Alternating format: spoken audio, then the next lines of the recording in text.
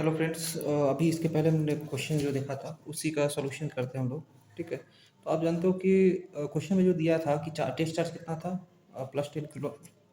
+10 microcoulomb, और points का था इन्फिनिटी से पॉइंट आ रहे थे। तो इसमें जो वर्क डन दिया था इलेक्ट्रोस्टैटिक, वो कितना दिया था? 10 माइक्रो जूल।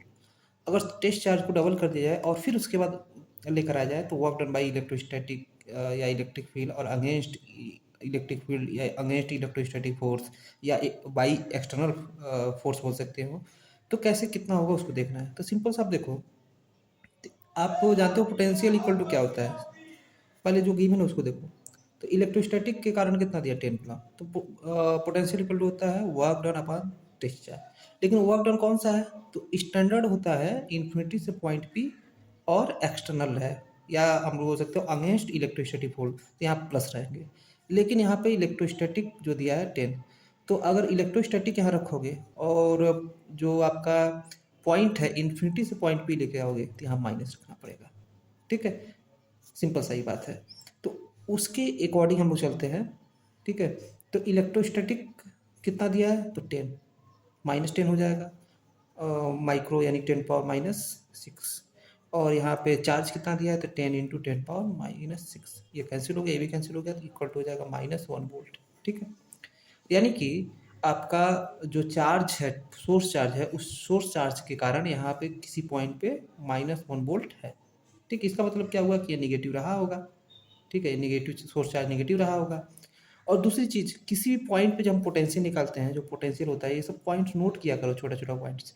पोटेंशियल होता है वो इंडिपेंडेंट होता है, यानी डिपेंड नहीं करता, does not depends upon magnitude of, यानी कि देखो ये आप चार्ज है, तो चार्ज के कारण जो पोटेंशियल यहाँ बना है -1 वोल्ट। ठीक है, तो इस चार्ज पर तो डिपेंड करेगा, लेकिन जो टेस्ट चार्ज है इसको लेके आ रहे हो, ठीक है, यानी कि यहाँ से यहाँ तक लेकर आए, उस टेस्ट चार्ज पे डिपेंड नहीं करेगा। तो भी जो होता है does not depend does not depend upon magnitude of test charge. Magnitude of word भी सुना करो, हर चीज़ लिखेगा नहीं, मैग्नीट्यूड ऑफ टेस्ट चार्ज। ठीक है, तो इसका सोल्यूशन हो जाएगा। अब बोला है कि अगर ये चार्ज जो लेके आ रहे थे उसको डबल कर दिया जाए, ठीक है, तो वर्क डन क्या होगा? तो आप देखो यहाँ से ये फार्मूला होता है। तो फार्मूला क्या था? वर्क डन इक्वल टू क्या होता है? V × Q। सिंपल सही होता है। तो आप जानते हो कि जो टेस्ट चार्ज है उसको डबल कर दिया गया, तो इसके कारण जो जो यहाँ पे पॉइंट पे, मतलब यहाँ से तुम पहले 10 माइक्रो कूलम लेकर रहे थे, अब 20 एंड डबल करके 20 माइक्रो कूलम लाओगे। ठीक है, जब 20 माइक्रो कूलम लाओगे तो यहाँ का पोटेंशियल कोई डिस्टर्बेंस नहीं होगा। क्यों? क्योंकि इसका पोटेंशियल किसी पॉइंट के कारण, पॉइंट चार्ज के कारण पोटेंशियल क्या होता है? KQ/R होता है। क्या होता है? KQ/R होता है। तो मीडियम पे डिपेंड करता है, सोर्स चार्ज पे डिपेंड करता है कैपिटल Q, और यहाँ पे पोजीशन, जिस पोजीशन पे लाया उस पर डिपेंड करता है। तो हो जाएगा VQ। तो यहाँ का इस चार्ज के कारण इस पॉइंट पे कितना हो गया? -1। आप किसको लेकर आ रहे थे? अब 20 माइक्रो कूलम को। तो हो जाएगा -20 × 10 पावर -6 जूल। तो ये जो वर्क डन हो रहा है वो कौन सा वर्क डन हो रहा है?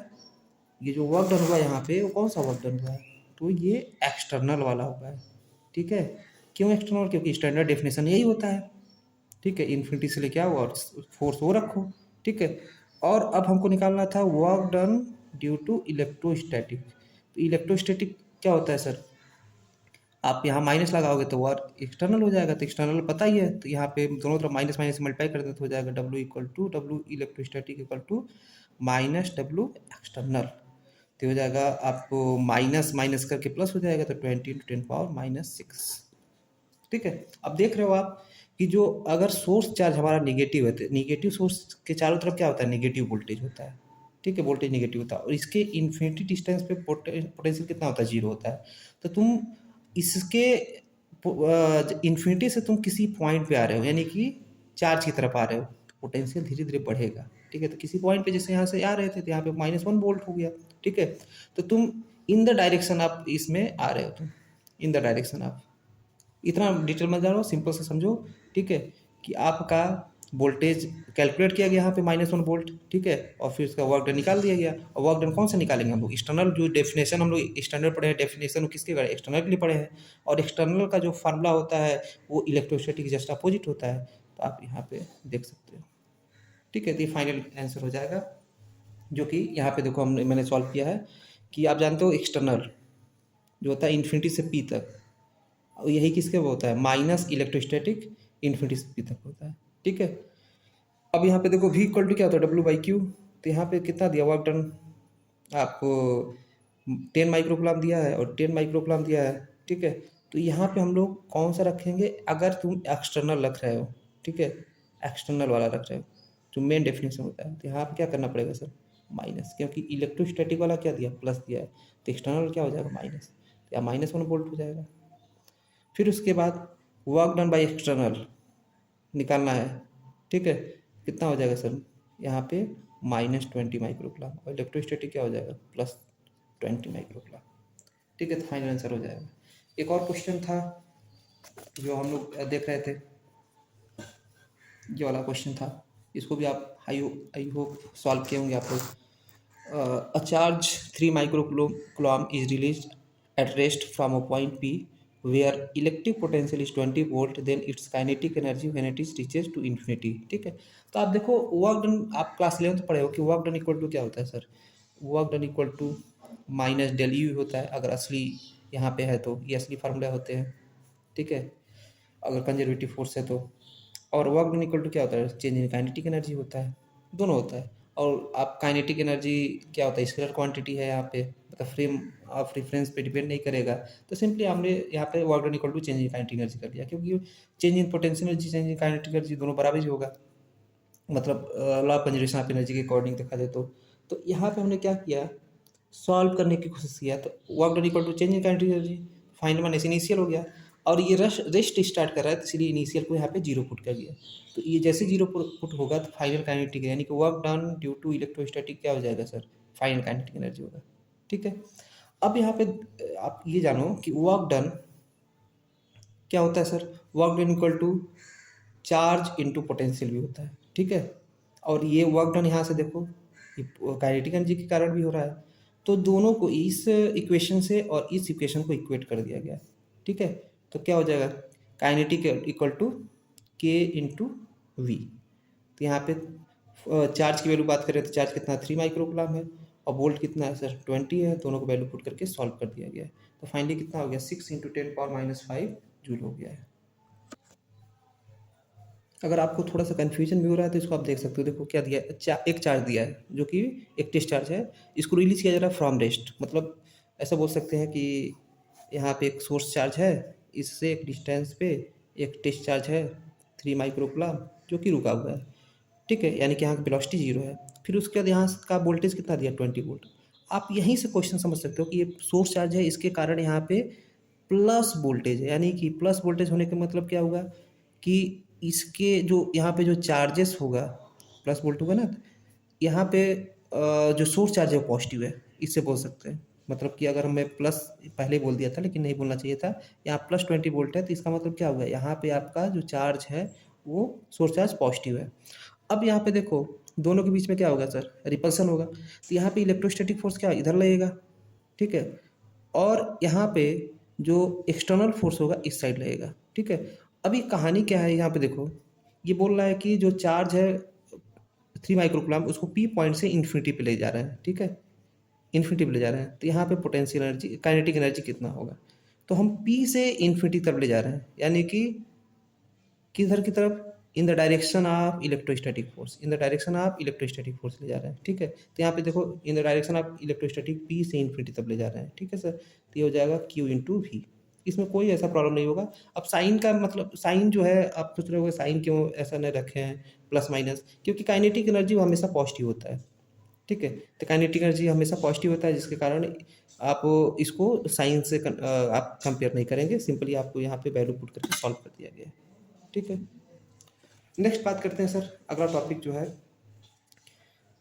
इसमें दिया है कि electric potential due two point charge. तो इसको आप डेरिवेशन जो स्क्रीनशॉट भी ले सकते हो। ठीक है, देखो सिंपल सा है लॉजिक, क्या किया गया कि सिंपली सबसे पहले हम लोग एक सोर्स चार्ज लिए, consider a positive point charge is placed at point ओ।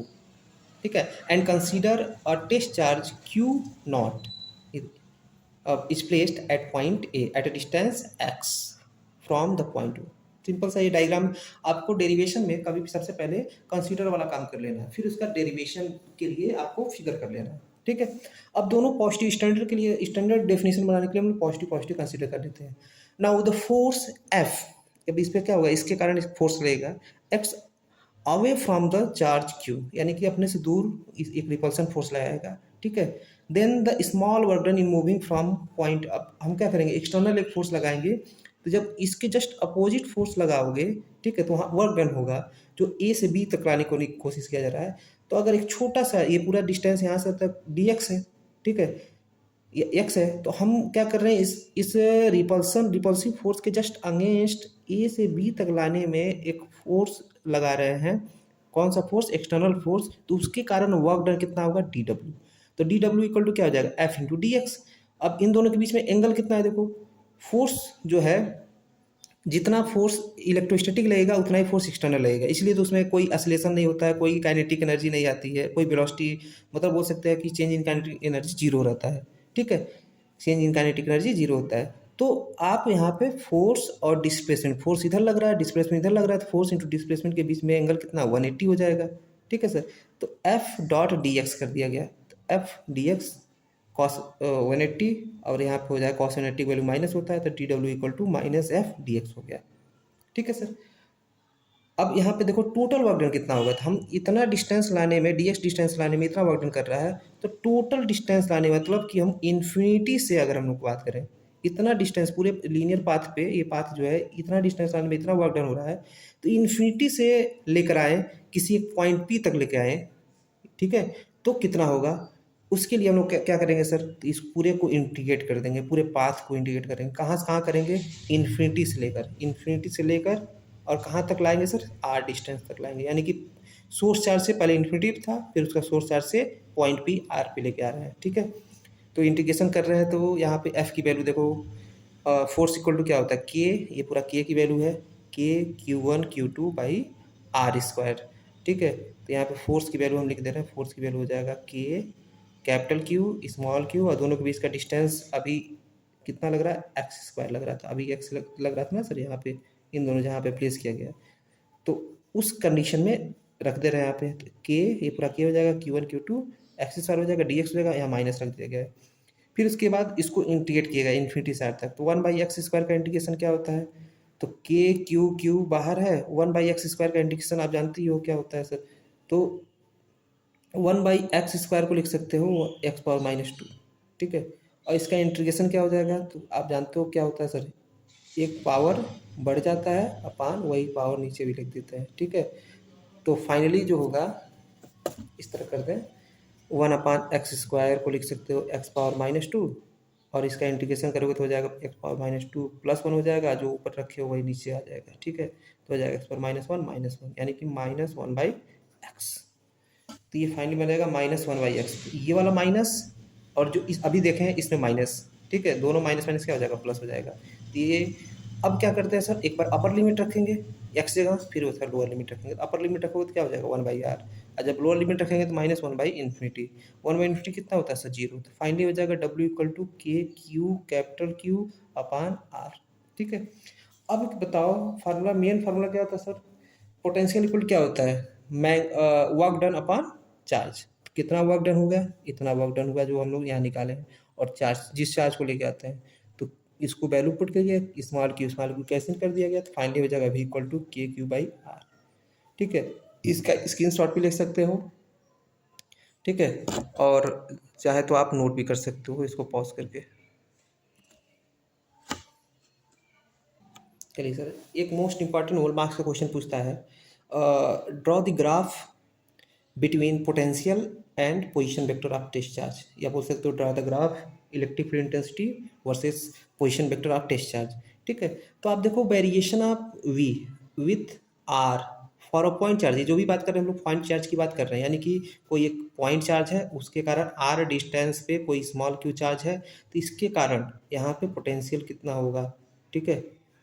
और या बोल सकते हो इस पॉइंट पे, पी पॉइंट पे पोटेंशियल कितना होगा, या पोटेंशियल इलेक्ट्रिक फील्ड इंटेंसिटी कितना होगा, ठीक है, ये चीज़ होता है। तो आप जानते हो due two point charge electric field intensity कितना होता है sir, E equal to K Q by R square, यही होता है। और पोटेंशियल क्या होता है सर, के क्यू अपान सिर्फ आर होता है, यानी कि 1/r से वेरी करता है, ये 1/r² से वेरी करता है। ठीक है, तो आप देख सकते हो कि सेम डिस्टेंस पे जो आपका कैपिटल क्यू है, इस आर डिस्टेंस पे पॉइंट पी है, तो यहाँ पे वी और ई दोनों निकाल सकते हैं। तो आर डिस्टेंस, थोड़ा सा डिस्टेंस हम बढ़ा दें तो सबसे ज़्यादा कौन घटेगा, तो ई घटेगा। क्यों? क्योंकि यहाँ पे r² है, अगर यहाँ पे 2 रखो, यहाँ भी 2 रखो, तो ये अपने आप में 4 बन जाएगा। ठीक है, तो इसका जो डिनोमिनेटर है वो ज़्यादा क्या हो रहा है, इंक्रीज कर रहा है। तो डिनोमिनेटर इंक्रीज करने का मतलब क्या होता है, पूरा फ्रैक्शन कम हो जाता है। तो इसीलिए दिया गया है ई जो है decreasing more steeply than V with R, यानी कि किसी भी सोर्स चार्ज से सेम डिस्टेंस पे ई और वी कैलकुलेट करने, मतलब अगर जानते हैं उससे, अगर हम लोग डिस्टेंस थोड़ा सा और बढ़ाएं तो ई की वैल्यू ज़्यादा डिक्रीज होगी इन कंपेयर टू वी। ठीक है, इसीलिए यहाँ पे देखो आप, जब ग्राफ ऐसे दिया रहा है तो ई जो है थोड़ा सा ज़्यादा वैल्यू यहाँ पे है, यानी डिस्टेंस बढ़ाने पे, जैसे जैसे डिस्टेंस बढ़ाओगे तो ई की वैल्यू ज़्यादा घटेगा इन कंपेयर टू वी। ठीक है, तो ये याद रखेंगे, ग्राफ 1 मार्क्स क्वेश्चन इससे पूछ लेते हैं। ठीक है सर, चलिए, थैंक यू।